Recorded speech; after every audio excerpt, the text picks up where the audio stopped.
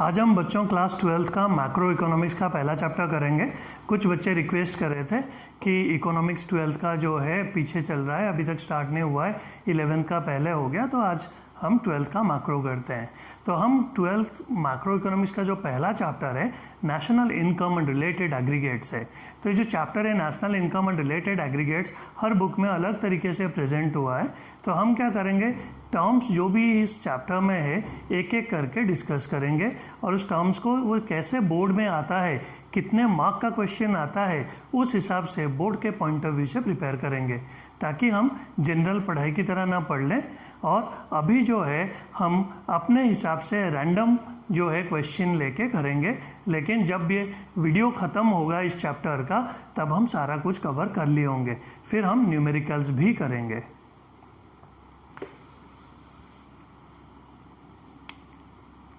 तो आज पहला चैप्टर कर रहे हैं national income and related aggregates macro economics का। तो हम शुरू कर रहे हैं गुड्स से। तो ये जो गुड्स है, गुड्स को जो है क्लासीफाई किया गया है दो पार्ट में, एक कंज्यूमर गुड्स या इसे कैपिटल कभी कभी प्रोड्यूसर गुड्स भी बोलते हैं, दूसरा फाइनल गुड्स और इंटरमीडिएट गुड्स। तो गुड्स में हम इतना ही पढ़ेंगे।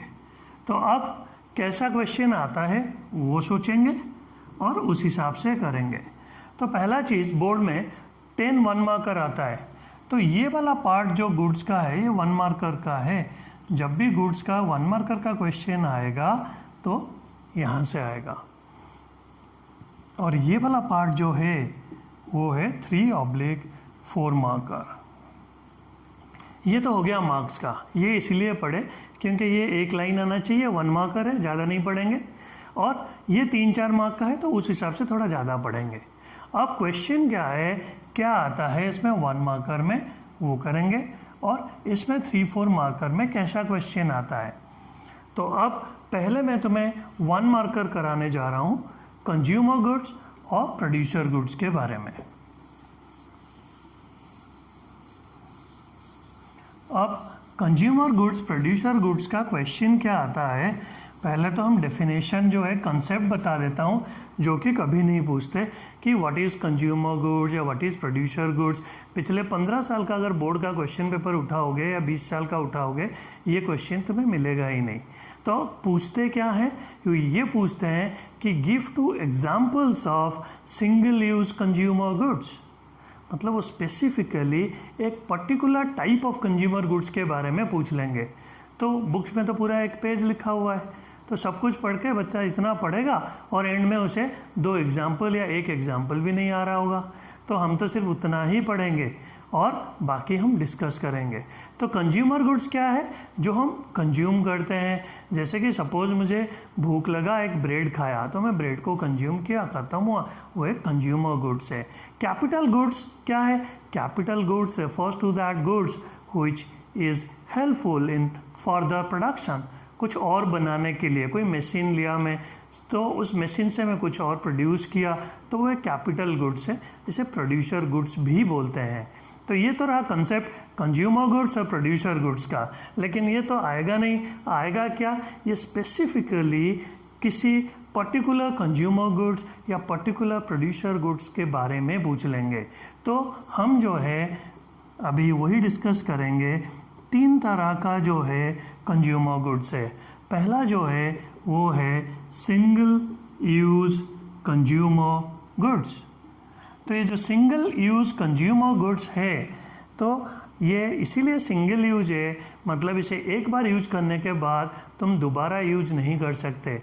जैसे ब्रेड हो गया, एप्पल हो गया, बर्गर हो गया, एक ही बार खाओगे तो गायब आगे से और दोबारा दिखेगा ही नहीं, तो नया लेके खाना पड़ेगा। तो ये हो गया तुम्हारा सिंगल यूज़ कंज्यूमर गुड्स। अब एग्जाम्पल कोई भी बच्चा लिख सकता है। दूसरा क्या है, वो है सेमी ड्यूरेबल कंज्यूमर गुड्स। तो ये जो सेमी ड्यूरेबल है, ये लाइफ बताता है। क्या, ये जो कंज्यूमर गुड्स है, कंज्यूमर इसे 1 साल तक यूज कर सकता है। मिनिमम इनका लाइफ जो है 6 महीना से 1 साल तक होता है। जैसे कि कौन सा चीज़ है भाई, जैसे कि कपड़ा, क्लोथ्स, शूज़। तो ये हम एक बार खरीदते हैं तो एक बार पहन के फेंक नहीं देते, ये चलता रहता है 6 महीना, 8 महीना, 1 साल। तो इन्हें जो है ये ड्यूरेबल मतलब ज़्यादा दिन तो बहुत ज़्यादा दिन नहीं चलते, लेकिन कुछ दिन तो चलते हैं। So they are semi durable consumer goods. हमें आना क्या चाहिए? हमें सिर्फ एग्जाम्पल्स आना चाहिए, कंसेप्ट समझना है, कुछ नहीं रटना है। पूरा का पूरा बोर्ड का पेपर इसी क्वेश्चन में से जो भी मैं पढ़ाऊँगा इन्हीं में से आएगा, बाहर से कुछ नहीं आएगा। हर बुक में भी यही लिखा गया है। तो अब हम क्या करते हैं, तीसरा करके इस कंसेप्ट को ख़त्म करते हैं, वो है ड्यूरेबल कंज्यूमर गुड्स। तो ड्यूरेबल कंज्यूमर गुड्स क्या हो गया? कार 4-5 साल चल जाएगा, या टीवी, रेफ्रिजरेटर। तो जो भी आइटम तुम्हारे घर में पड़ा है, furniture, car, TV, refrigerator, these are durable consumer goods, क्योंकि ये 1 साल से ज़्यादा चलते हैं, 5 साल, 6 साल, 10 साल तक चल सकते हैं। डिपेंड करता है तुम्हारे ऊपर कैसे यूज करते हो। तो इसके साथ हमारा कंज्यूमर गुड्स जो है, 3 तरह का जो कंज्यूमर गुड्स है वो जो है उनका एग्जाम्पल पढ़ के वो कंसेप्ट हम ख़त्म करें। अब हम जा रहे हैं प्रोड्यूसर गुड्स। प्रोड्यूसर गुड्स या कैपिटल गुड्स भी 3 तरह का है और यही सेम कैटेगरी है। यहाँ पहला जो है वो है सिंगल यूज प्रोड्यूसर गुड्स, दूसरा जो है सेमी ड्यूरेबल प्रोड्यूसर गुड्स, और तीसरा जो है वो है ड्यूरेबल प्रोड्यूसर गुड्स।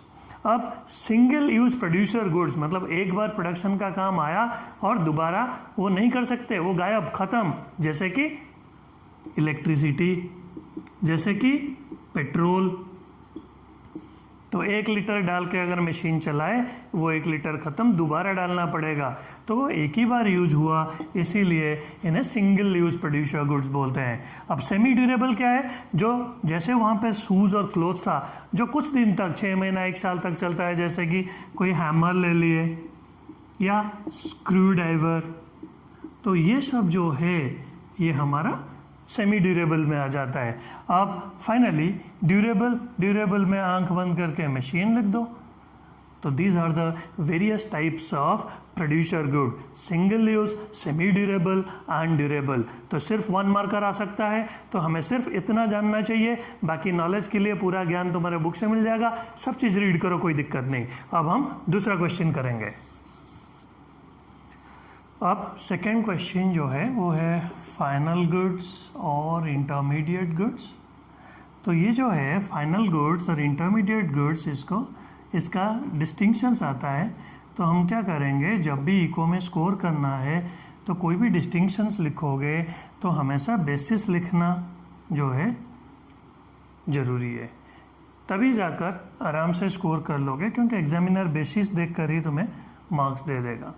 तो पहला बेसिस हमेशा की तरह हम डेफिनेशन ही देंगे, फाइनल गुड्स है क्या, इंटरमीडिएट गुड्स है क्या। दूसरा, डेफिनेशन के बाद जैसे मैं बोला था इको में कॉमन चीज़ रखो, सब जगह एग्जाम्पल देंगे। तो ये आएगा कितना मार्क्स का बताया था, 3 या 4। तो डेफिनेशन 1 मार्क दे जाएगा, एग्जाम्पल 1 मार्क दे जाएगा। तो और 2 पॉइंट चाहिए हमें। एक जो है वो इम्पोर्टेंट पॉइंट है, वो है कंप्यूटेशन ऑफ नेशनल इनकम, ये हमें 1 मार्क दे जाएगा। फिर पर्पस, ये हमें 1 मार्क दे जाएगा। तो ये जो है 4 पॉइंट करेंगे और 4 मार्क्स जो है मिल जाएगा। तो फाइनल गुड्स और इंटरमीडिएट गुड्स का जो है पहला डिस्टिंक्शन जो है डेफिनेशन है। तो फाइनल गुड्स क्या है, refers to those goods which are used for consumption, जो कंजम्पशन के काम आता है वो फाइनल गुड्स है। तो बस एक वर्ड से ही तुम एक लाइन लिख दो, सेंटेंस बना के हो गया। इंटरमीडिएट गुड्स क्या है, refers to those goods which are used for further production. इससे सिंपल और कुछ नहीं हो सकता। ये वो गुड्स है जो फर्दर प्रोडक्शन के काम आता है, तो उसे इंटरमीडिएट गुड्स बोलते हैं। सेकेंड पॉइंट जो है वो है पर्पस। तो पर्पस क्या है, जैसे जो है फाइनल गुड्स वो गुड्स है यहाँ पर हम इसे खरीदे हैं खुद कंज्यूम करने के लिए, जैसे कि सपोज हाउस परचेज करे हो, और इंटरमीडिएट गुड्स जो है भी हाउस परचेज करे हो। ये समझाने के लिए लिख रहा हूँ। ये इंटरमीडिएट गुड्स तब होगा जब ये हाउस कोई प्रॉपर्टी डीलर खरीदा। क्यों भाई? क्योंकि वो आगे जाके बेच देगा।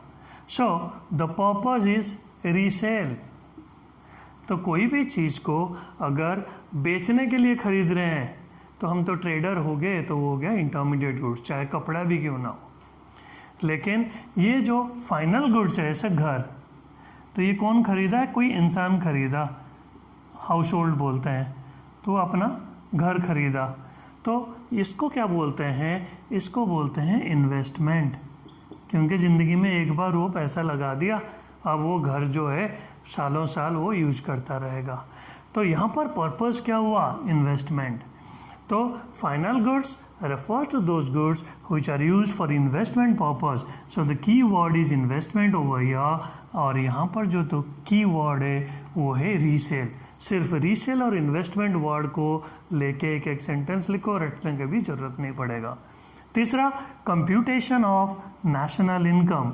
अब ये क्या है कंप्यूटेशन ऑफ नेशनल इनकम? पहले हम एग्जाम्पल करेंगे, उसके बाद वो समझेंगे।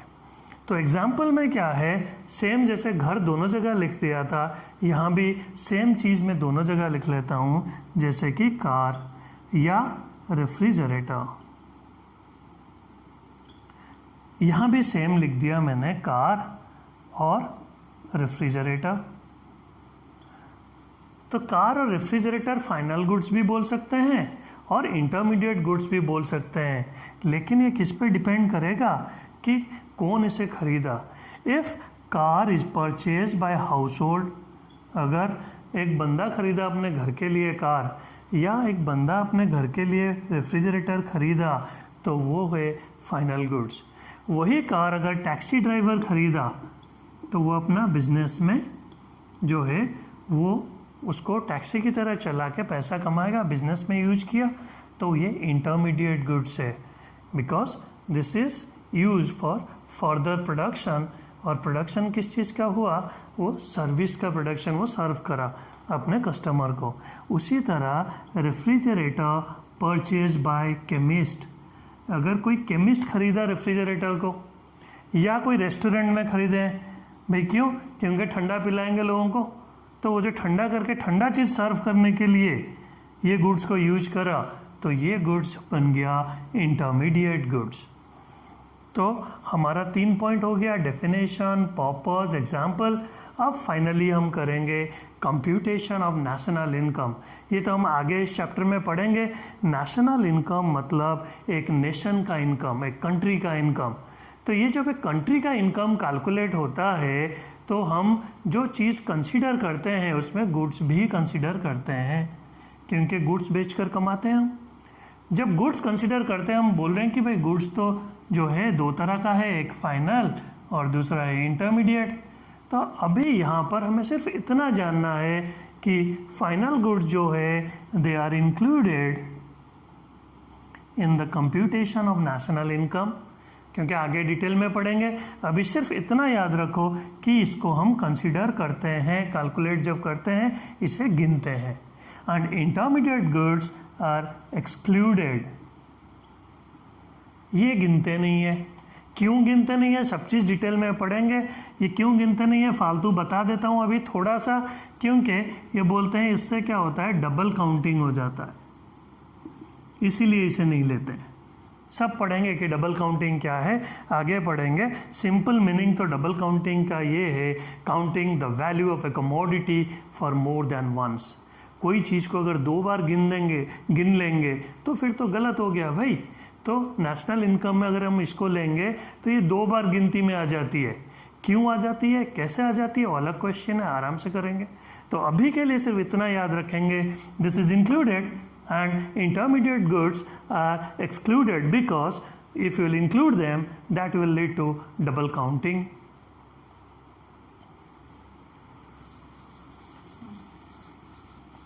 तो आज जो है हम इस वीडियो में सिर्फ इतना ही करेंगे, बहुत कम पढ़ेंगे और अच्छे से पढ़ेंगे। लेकिन आप सोचो 80 मार्क में से 40 मार्क्स मैक्रो है, 40 मार्क्स से आज के डेट में इतना छोटा सा क्लास में तुम बोर्ड्स में जो है 1 या 3 मार्कर एक क्वेश्चन श्योर शॉट आएगा, जबकि इस चैप्टर का हम कुछ भी नहीं पढ़े हैं, बहुत ही कम पढ़े हैं।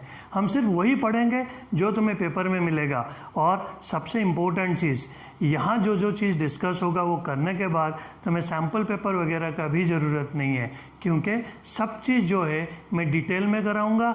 और बाकी जब 15 वीडियो हो जाएगा या 16 वीडियो हो जाएगा, फिर जो बच्चे टच में है उस सबको, या जो टच में नहीं है जिनको हेल्प चाहिए वो कमेंट बॉक्स में कर सकते हैं, उनसे इन्फॉर्मेशन लेके फिर उनका सेपरेट जो है जूम में क्लास जो है डिस्कशन करेंगे वहाँ पर, और जो भी डाउट्स है सब चीज़ क्लियर किया जाएगा। तो आज के लिए इतना ही, थैंक यू। और इस वीडियो को सब्सक्राइब, लाइक और इस वीडियो पे कमेंट करना ना भूले।